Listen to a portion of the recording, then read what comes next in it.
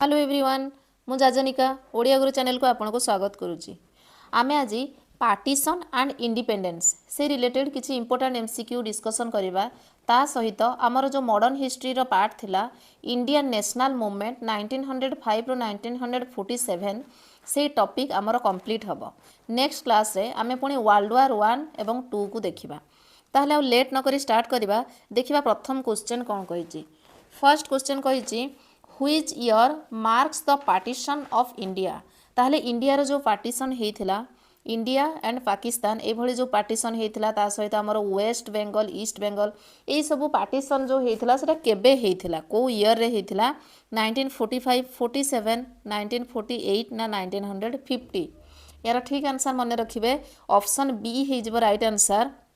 1947 रे कौन होता ना आमर पार्टीशन होता इंडिया। सेकेंड क्वेश्चन कही who was the last viceroy of India before partition ताहले पार्टीशन हवा पूर्वर शेष भाइसरय किए थिले India Lord Wavell Lord Mountbatten Lord Curzon ना लॉर्ड इरुइन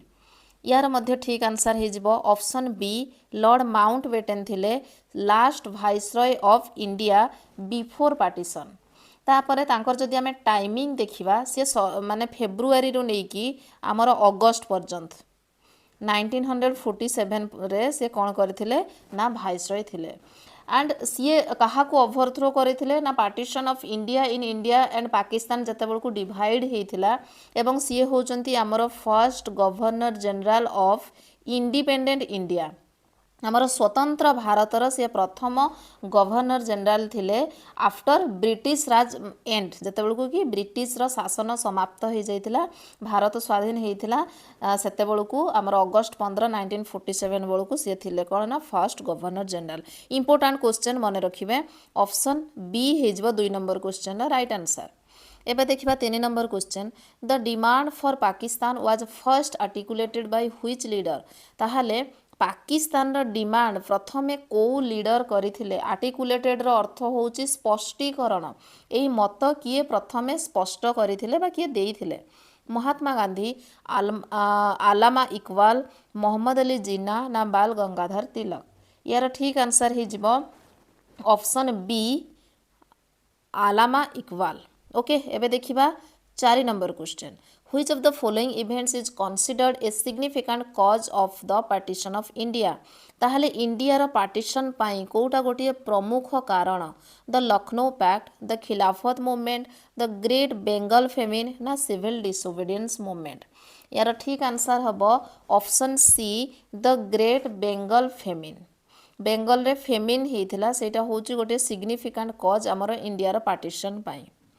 एबे देखिबा 5 number question what was the primary objective of the Lahore resolution 1940 ताहले लाहौर रिजोल्यूशन रो मूल उद्देश्य कौन थिला जोटा कि 1940 रे हेतिला to demand independence for India Bharat पय स्वतंत्रता बा आजादी रो मांग करिबा to seek self governance for Indians भारतीयों पय सेल्फ गवर्नेंस रो दाबी करिबा to call for a prepare Muslim state गोटे सेपारेट मुस्लिम स्टेट गठन करिबा ना हिंदू मुस्लिम मानकर यूनिटी को प्रमोट करिबा कौन थिला लाहौर रिजोल्यूशन रो मूल उद्देश्य यार ठीक आंसर हबो option C to call for a separate Muslim state गोटे भिन्न एक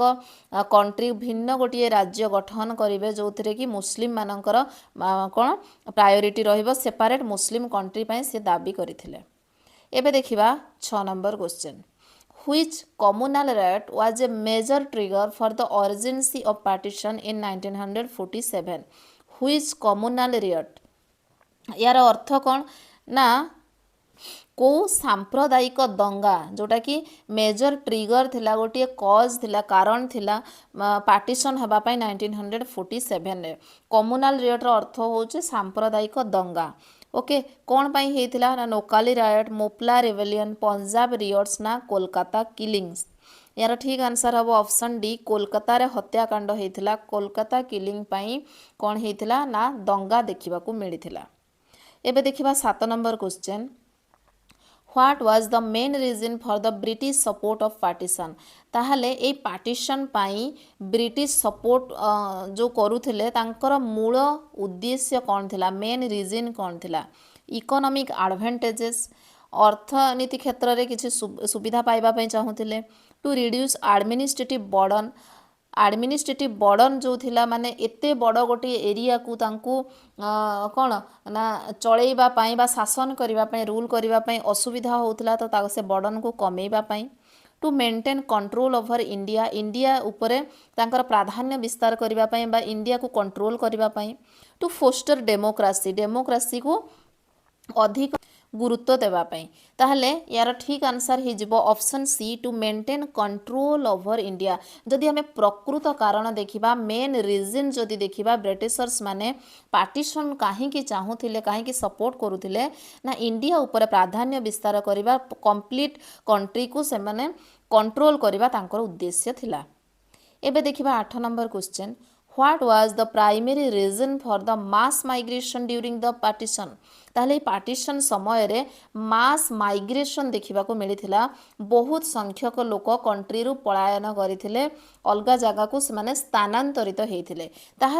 ତାହେଲେ ୟାର ପ୍ରାଇମେରୀ ରିଜନ୍ କ'ଣ ଥିଲା, ମୁଖ୍ୟ କାରଣ କ'ଣ ଥିଲା? ଇକୋନୋମିକ୍ ଅପରଚ୍ୟୁନିଟିଜ୍ କେବେ ବି ନୁହଁ। ଅର୍ଥନୈତିକ ସୁଖ ସୁବିଧା, ଚାକିରି, ଏମ୍ପ୍ଲୟମେଣ୍ଟ ଏଇସବୁ ପାଇଁ ସେମାନେ ଯାଇନଥିଲେ। ରିଲିଜିୟସ୍ ପର୍ସିକ୍ୟୁସନ୍, ଧାର୍ମିକ ଉତ୍ପୀଡ଼ନା ପାଇଁ, ନା ଏଗ୍ରିକଲଚରାଲ ନିଡ୍ସ, କୃଷି କ୍ଷେତ୍ରରେ ସାହାଯ୍ୟ ସହଯୋଗ କରିବା ପାଇଁ, ନା ପଲିଟିକାଲ ଆସିଲମ୍। ୟାର ଠିକ୍ ଆନ୍ସର୍ ହେବ ଅପସନ୍ ବି, ରିଲିଜିୟସ୍ ପର୍ସିକ୍ୟୁସନ୍ ପାଇଁ। ଓକେ, ଏବେ ଦେଖିବା 9 number question, which of the following led to significant loss of life during the partition. ତାହେଲେ କାହିଁକି ପାର୍ଟିସନ୍ ସମୟରେ ଏତେ ମାନେ ଧନ ଜୀବନ ହାନି ହେଇଥିଲା, ବହୁତ ଲାଇଫ୍ର ଲସ୍ ହେଇଥିଲା, ଲୋକ ମୃତ୍ୟୁବରଣ କରିଥିଲେ। ରିଅଟ୍ସ ଆଣ୍ଡ କମ୍ୟୁନାଲ ଭାଓଲେନ୍ସ, ଲୋକମାନେ ଯେଉଁ କ'ଣ ହିଂସାଭିମୁଖୀ ହେଇଥିଲେ ସେଇଥିପାଇଁ। ନ୍ୟାଚୁରାଲ ଡିଜାଷ୍ଟର ହେଇଥିଲା ସେଇଥିପାଇଁ, ନା ବ୍ରିଟିଶ ମିଲିଟାରୀ ଆକ୍ସନ୍ ପାଇଁ, ନା ଫ୍ୟାମିନ୍ ପାଇଁ। ୟାର ଠିକ୍ ଆନ୍ସର୍ ହେବ option A, for riots and communal violence. ଲୋକମାନେ ହିଂସାର ମାର୍ଗକୁ ଆପଣେଇଥିଲେ, ଉତ୍କ୍ଷିପ୍ତ ହୋଇଯାଇଥିଲେ, ଆନ୍ଦୋଳନ କରୁଥିଲେ ଏବଂ ସେଥିରେ କ'ଣ ହେଇଥିଲା,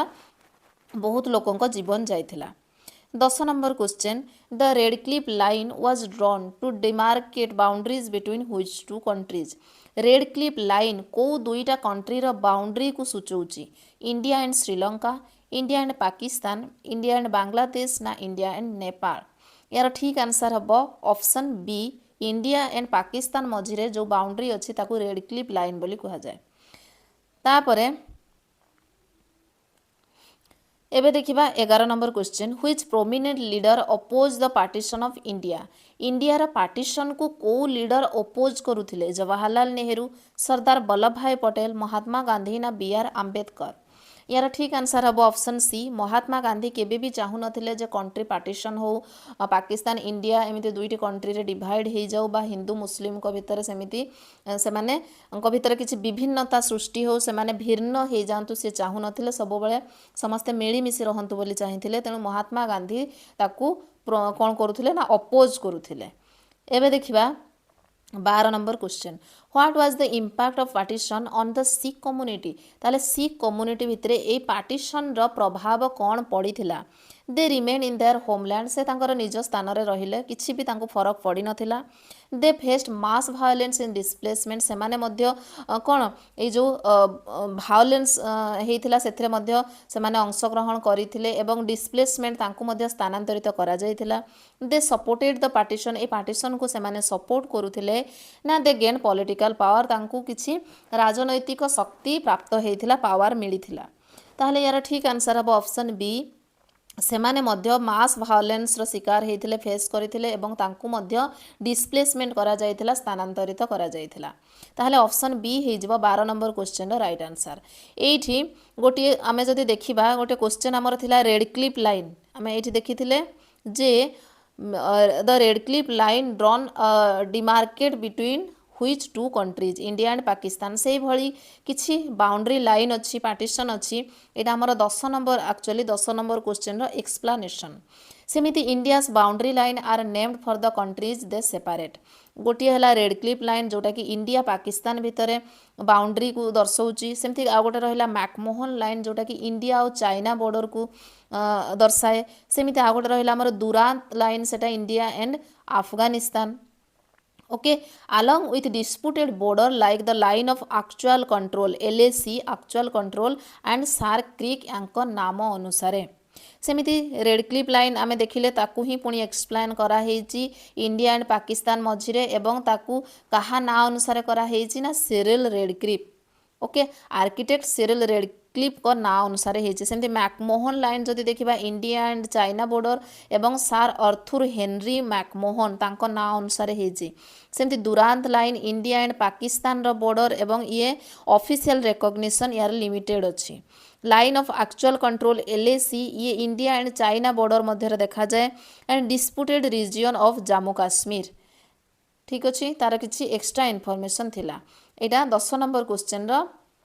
इनफॉरमेशन एबे देखिबा 13 number question what was the primary consequence of partition for India ताहले इंडिया रा पार्टीशन रो प्राइमरी कॉन्सिक्वेंस मूल फलाफल बा रिजल्ट कौन हेतिला एनहांस यूनिटी एमंग कम्युनिटीज भितर यूनिटी देखा देइथिला तांको भितर एकता कौन बजाय रहिथिला इनक्रीज इन इकोनॉमिक प्रॉस्पेरिटी तांकर अर्थनैतिक पूर्णता आसीथिला बा सेथिर अभिवृद्धि हेतिला डिविजन एलंग रिलीजियस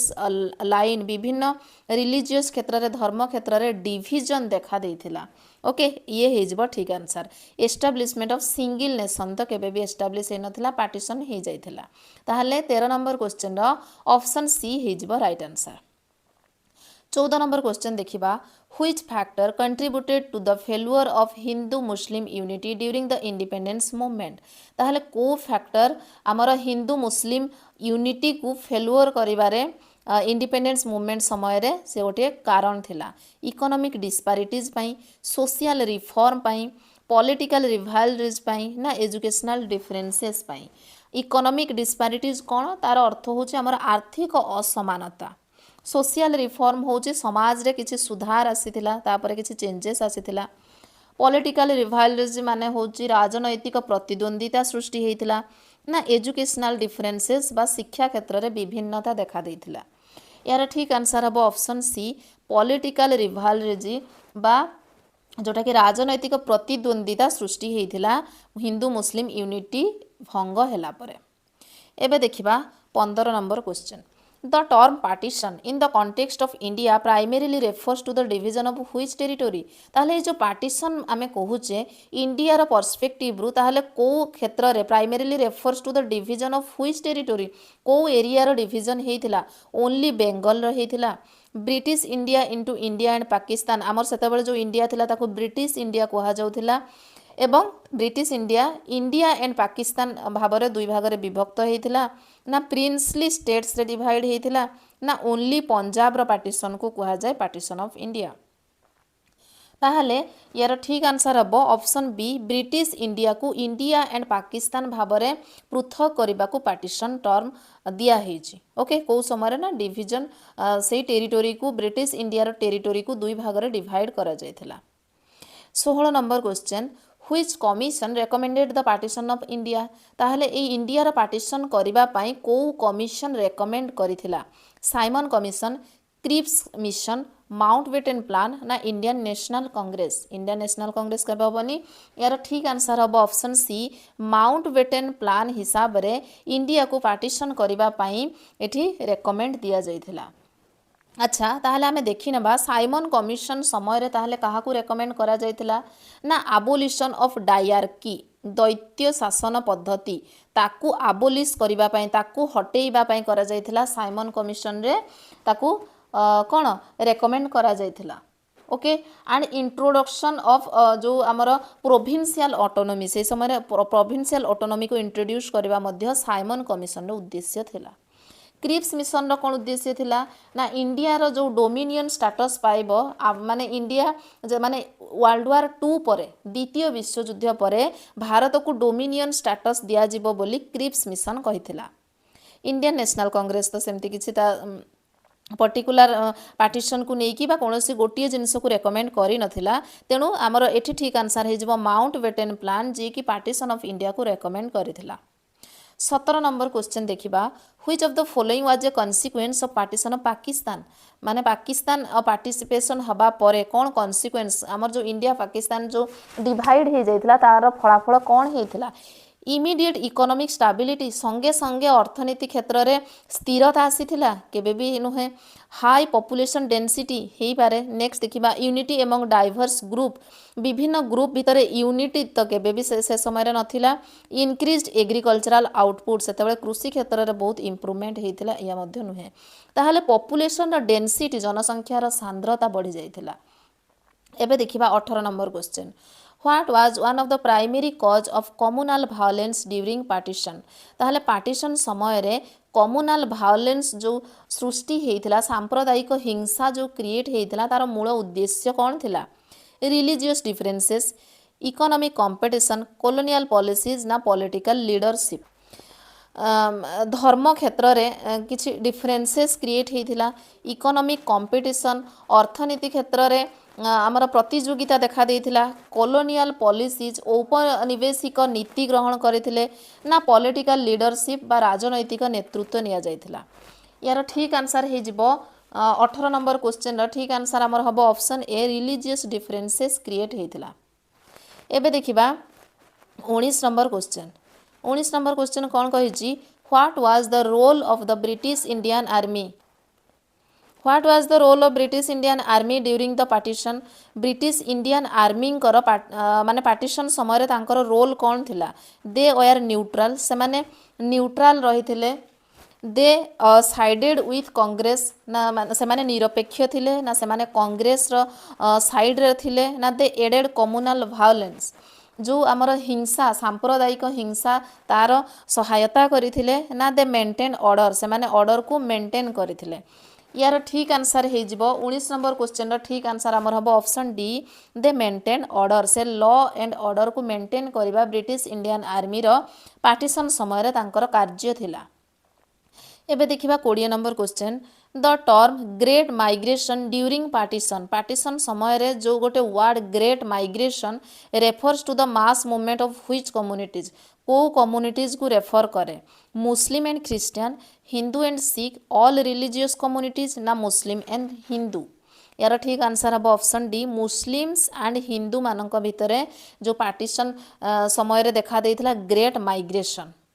ओके स्थानांतर से समय बेसी स्थानांतर होते से माने which significant historical figure describe the partition as a tragedy of highest order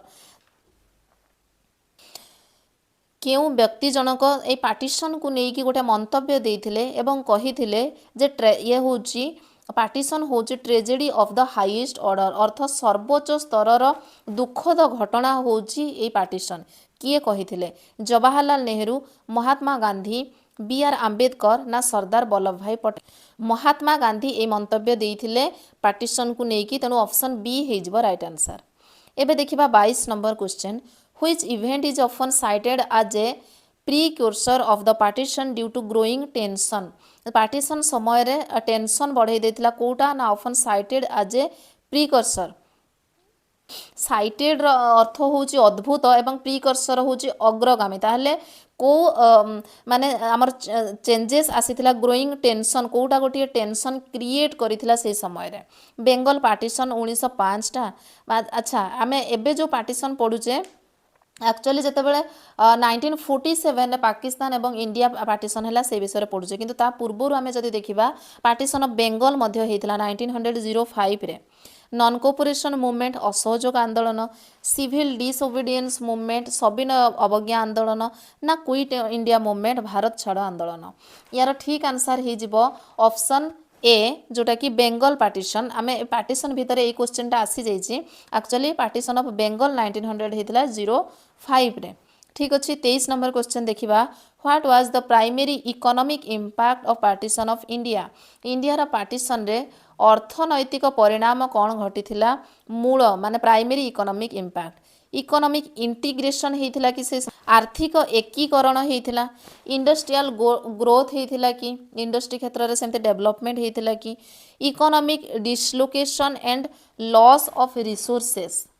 economic dislocation होची आर्थिक अव्यवस्था किसी देखा देइथिला एवं संबलर हानि होता ना एग्रीकल्चरल बूम हठात एग्रीकल्चर क्षेत्र में बहुत सारा अभिवृद्धि होता ये तो सब पॉजिटिव आमर नेगेटिव जदि होता कौन जिनस इम्पैक्ट पड़ता इकोनॉमिक इम्पैक्ट पड़ता सेटा होची इकोनॉमिक डिसलोकेशन आर्थिक अव्यवस्था एवं लॉस ऑफ रिसोर्सेस बा संबलर हानि घटी ऑप्शन सी हो राइट आंसर। एबे देखिबा 24 number question which of the following statement is true regarding the legacy of partition ताहले पार्टीशन संबंधित को स्टेटमेंट टी ठीक अछि it ended all communal tension in India ये भारतर समस्त प्रकार सांप्रदायिक तनाव जो थिला भेद थिला ताकू सी कौन करथिला एंड कर देथिला शेष करथिला it led to lasting division and communal strip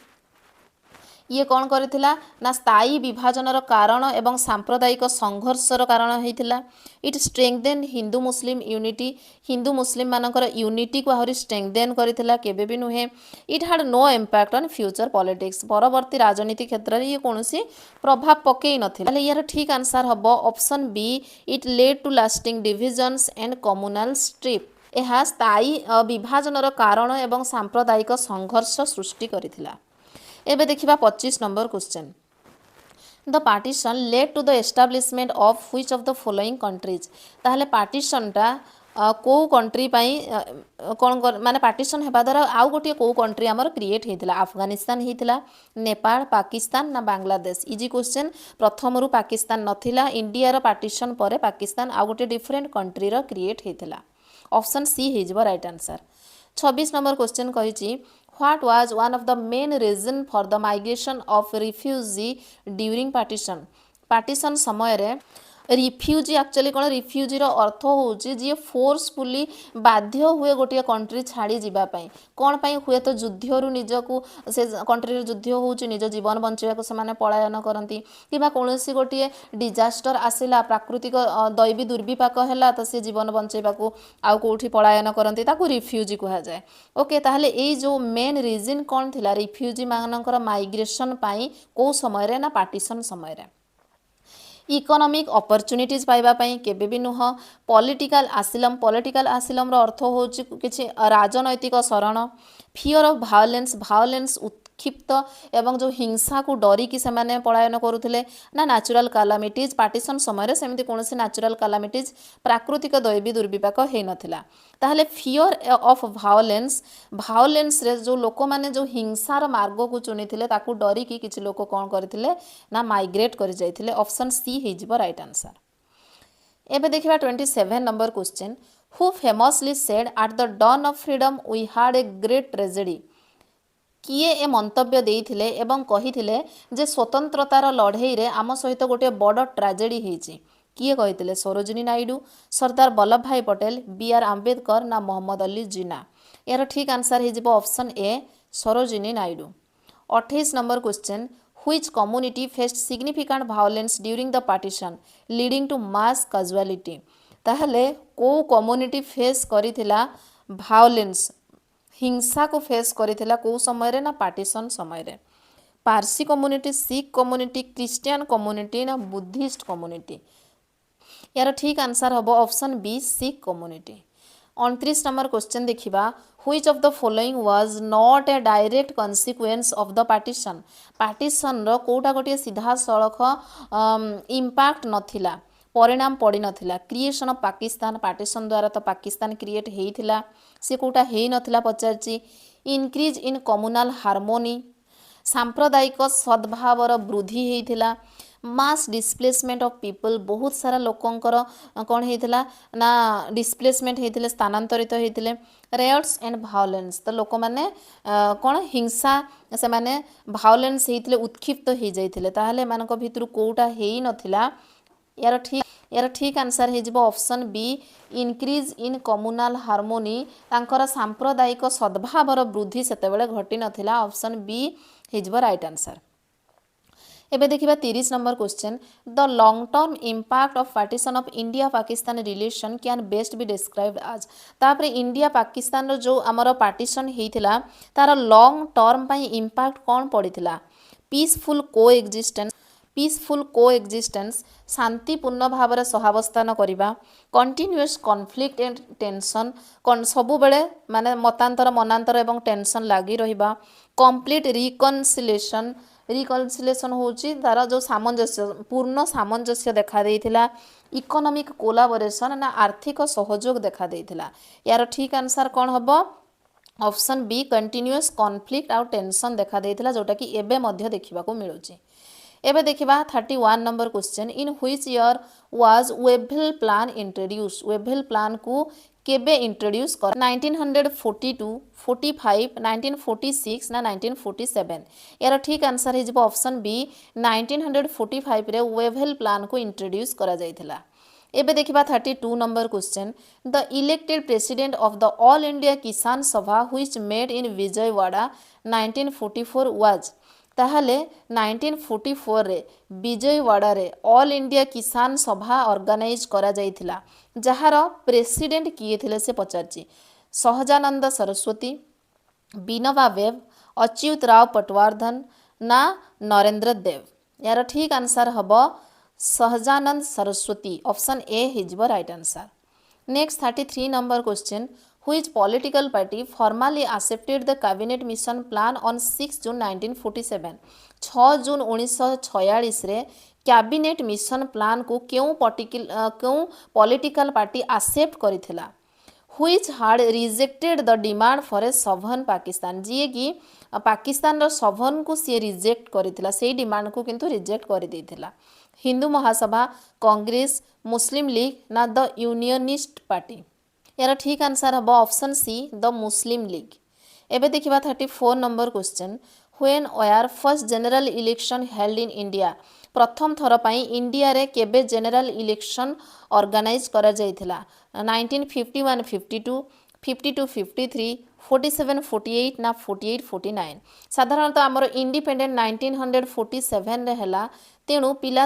confuse होती एवं तापरे आमर जनरल इलेक्शन निश्चय भाव में 47 48 किंबा 48 49 रे हेइथिबो बोली भाबंती किंतु यार ठीक आंसर मन रखिबे 1951 टू 52 रे फर्स्ट जनरल इलेक्शन इंडिया रे कंडक्ट करा जायथिला एबे देखिबा 35 नंबर क्वेश्चन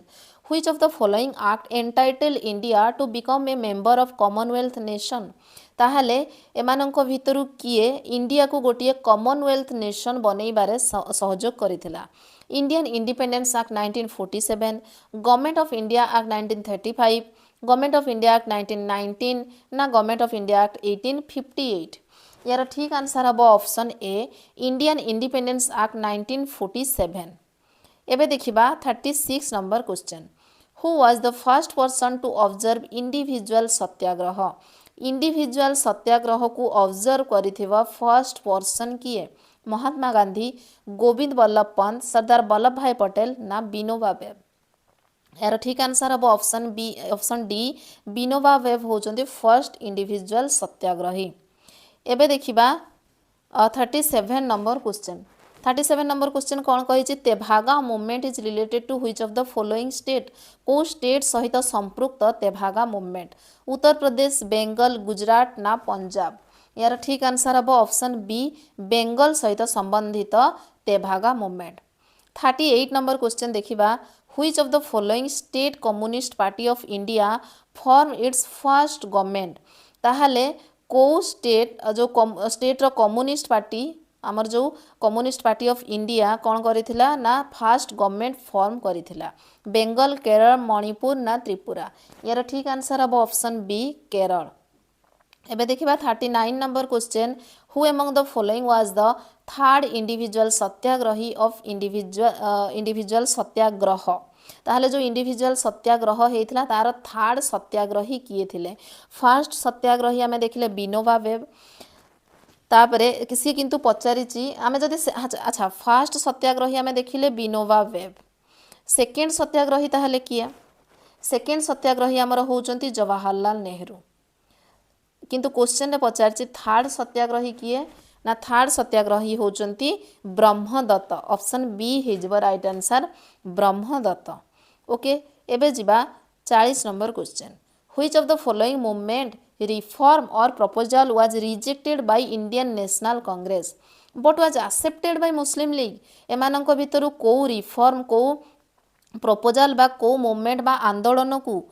कौन इंडियन नेशनल कांग्रेस रिजेक्ट कर देथिला किंतु मुस्लिम लीग ताको एक्सेप्ट करथिला बा ग्रहण करथिला क्रिप्स मिशन अगस्ट ऑफर मल्लेम इनटू रिफॉर्म ना होम रूल मूवमेंट यार ठीक आंसर हम ऑप्शन बी अगस्ट ऑफर को जदिओ इंडियन नेशनल कांग्रेस माने रिजेक्ट कर देथिला किंतु मुस्लिम लीग ताको एक्सेप्ट करथिला ऑप्शन बी हो राइट आंसर एठी तार सबू आंसर गुड़िक मु गोटे पेज रे रखी देछि आपन प्रैक्टिस करिया पे इजी हबो या सहित आमर जो एते दिन रु चली आसीथिला इंडियन नेशनल मूवमेंट तार सबू जाक एमसीक्यू आमे डिस्कशन कले नेक्स्ट क्लास रे आमे वर्ल्ड वार 1 बा प्रथम विश्व युद्धर किछि इंपोर्टेंट एमसीक्यू पुणी नेकी आसीबा आजिर क्लास टी भल लागिले लाइक करिवे सांग मानको शेयर करिवे एवं चैनल नुआ थिले चैनल को सब्सक्राइब मध्य कर देबे आ जदि यार पीडीएफ चाहथांती हम टेलीग्राम चैनल रे जॉइन हे जिवे थैंक यू जय हिंद एंड जय जगन्नाथ।